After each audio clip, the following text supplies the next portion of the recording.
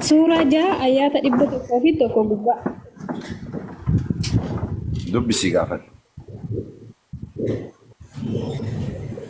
Ekoo naa dubbisiin jedhee bar. Maal godhu si dubbisaan dubbisii gaafadhu akkana jedha jedhiitii gaafadhu malee. Eshi iddoo sanatti jechuudha. Sammuu sobduu fi sammuu dogongortuu qabna kan jedheenyuun. Eessatti suuraa meeqa farratti akkas jedha? Suuraa jaha ayyaata 101 gubbaarra.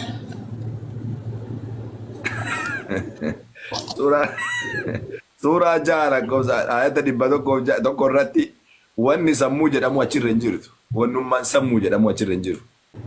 Eessaa fidee gaafadhe nama beekaleessa galgala achirraa dubbiseetani amma dhufee asirratti gaafadhe. Gaaficha doonuu dubbistee gaariidha. Mee baasi kunoo yoo jiraate baasi ayyee baasi kunoo si guddisee jira baasi eega dubbistee jiraatte iskiriinshooti godhiitii fidi. Suuraa jaha ayyaata 101 irratti wannummaan sammuu jedhamu iyyuu hin jiru. Wanni akkana dubbisiin jedhuuf sababni isaa maal beektee isin osoo hin dubbifne mirqaanaan deemtan akkanumatti mirqaana. Haleluuyaa ameen haleluuyaa ameen haleluuyaa ameen.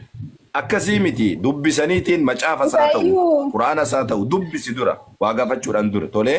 Muuno jeequmsaa fi toon taane ati naa dubbisiidha sirriitti kan waa'ee quraanaa beekusiidha waan ta'eef. Injiru kamaal waan injirre si dubbisaa eessaa fuudhaan hin bitamu ganaa bitamu fuulduratti. Quraanni akka suuraa jaha irratti akkas hin jedhu wannummaan sammuu jedhamu keessa hin jiru. Ani amma ja'aa fi 101 sii kenne naa dubbisi jedhe. Ati as baasiitti dubbisi kaama hin jiru siin jedhee bara 101 irratti wannummaan sammuu jedhamu hin jiru. Maal taate na gobaamee? Kan keessan iddootti dogongora qabu hin dubbattan kan keenya garuu waa hunda irratti dubbattu leeshiyaan. Abdii mee baasifme suuraa jaha baasifme abdii suuraa lannaan baasifme uumaa kan keetti baasifme abdii yoo jiraate. Abdii jirta? Suuraa jaha kofi tokko gubbaas. Suuraa lannaan suuraa jaha ayyaata 101 baasif. Isin jette sanitti. Sale. Dubbisaa fi hin jedhinaa kan ijoolleen koomentiidha. Wanni an akkana jedhuu fi ijoolleen keenya ijoolleen afaan Oromoo dubbatan ijoolleen peenteedha ijoolleen ortodoksiidha baay'inni isaaniidha warra waa dubbisuutti amanuudhaa miti. Akkanuma itti himama qabatanii fiiguu malee jechuudha. Amantii isaaniitu akkasuma guutuma jechuudha. Waan itti himame malee waan macaafarra jiru quban qaban. Dirqama dubbisiisuun dirqama sini galtee. Sababni isaadhaa akka isaan dubbisaniif dirqama. Funyaan qabneeti yoo dubbisiifne malee uummata gajjadee waa dubbisuudhaa miti. Giddiin qaqqabaniif dubbisuu barbaachisa. Mataa qaqqabnee giddiin dubbisiifne malee. Akkaataan hin jiru akka biraan jiru furmaata biraan qabnu. Mee baniif hayyee mee eessatti sammuu jedha. Kuna suuraa jaha ayyaata 101 sii banne eessa mee sammuu wanni jedhu eessa jedhame?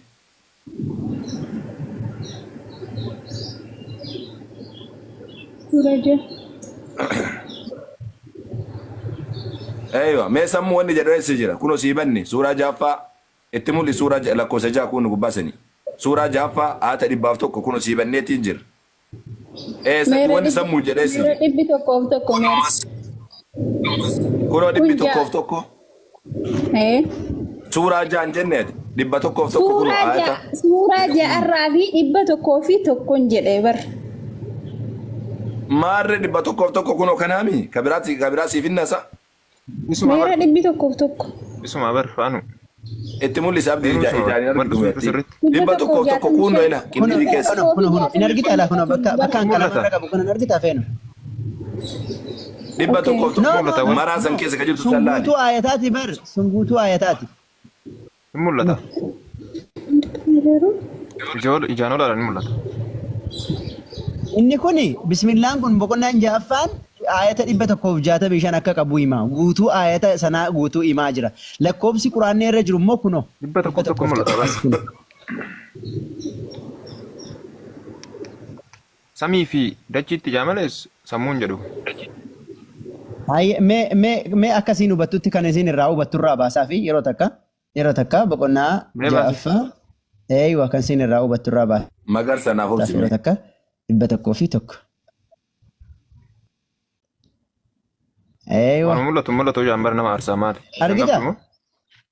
Ja'affaa 101. Argitaame? Ja'a dhibba tokkoof tokko. Kunoo akki jedhu dubbisi. Guddiseesh. Oromoo. In mul'ata yoo guddise si jalaa baddi. Eesh Oromoo Maal jedhame? hin guddisaaf dhiisa. Hin guddisaaf ustaaz. Hin guddisaaf. Rakkoon hin jiru. Dubbisi meeyyee.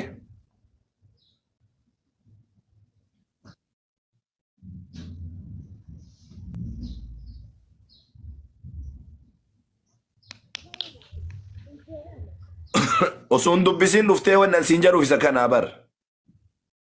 Bakka osuun qabatiin callistanii tumaan gurraan dhageettanii deemina ijoollee kiristaanaa fuulduraaf iyyuu.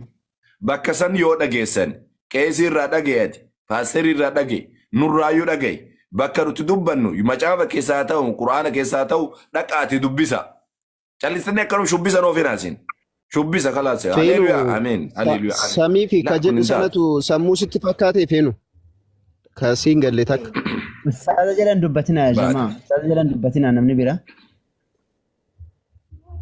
In baate. Rabbi si haa qajeelchu. Hayyaa abdii mucayyoo wannaadha eenyu kana maqaan si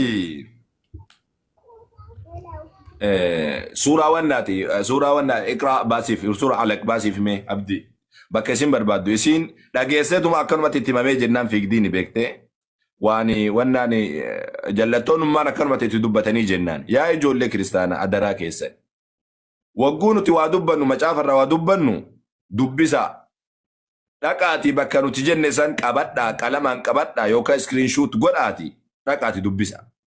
Yeroo paasterii wayii qeesii wayii waa isinitti mul'e dhaqaati dubbisa. Shubbisa noo feenaa jallisanii tuman umrii keessan guutuu shubbisa aleeluyaa mirqaana qofaan mirqaanaan amantiin miiraan deemtu hin jirtu dubbisaan deemti malee amantiin. Mirqaanaan hin deeman laal dubbisaa deeman. Bakka takka dubbista bakka takka waan nuti dubbannullee dubbis waan isaan dubbatanillee dubbis. Banadhu bakka isaan jedhan san. Ni kijibani. Wallahi isin kijiban.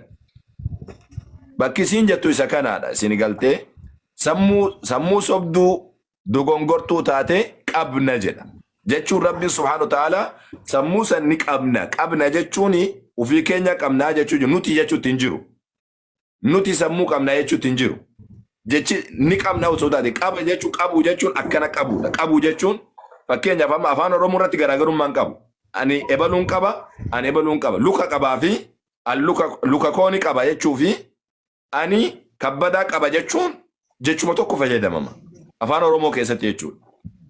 Akkaataa itti dubbatame sayyoo laalte malee qaba jechuun qabuu fi qabaachuu lamaaniyyuu qaba jedhama.